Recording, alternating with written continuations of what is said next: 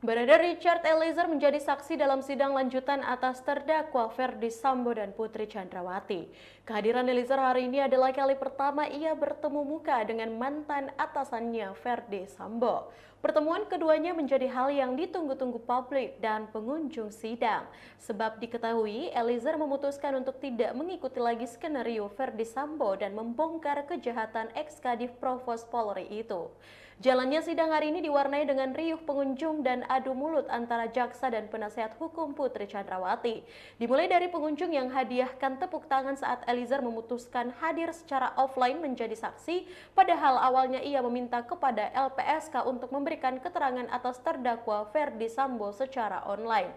Adu mulut juga sempat terjadi antara penasehat hukum Putri dengan jaksa penuntut umum. Karena pihak Putri menilai Eliezer terlihat malas-malasan menjawab pertanyaan.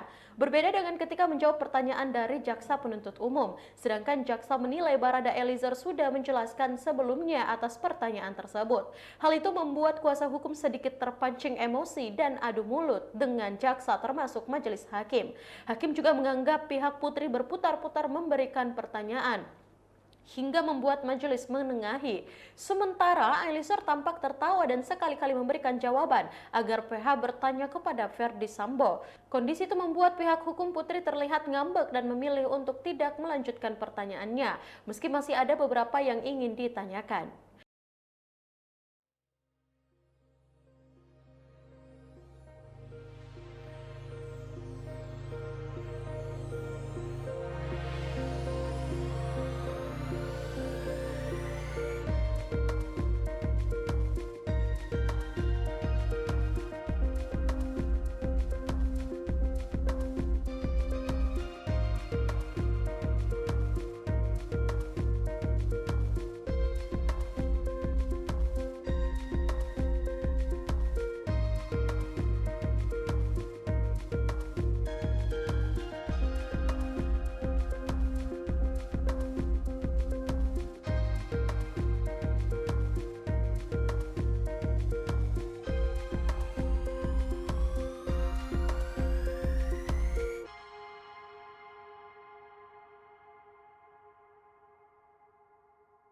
Baik Tribuners, itulah berita untuk Hot News hari ini. Saksikan berita Hot News lainnya hanya di kanal YouTube dan Facebook Tribun Timur.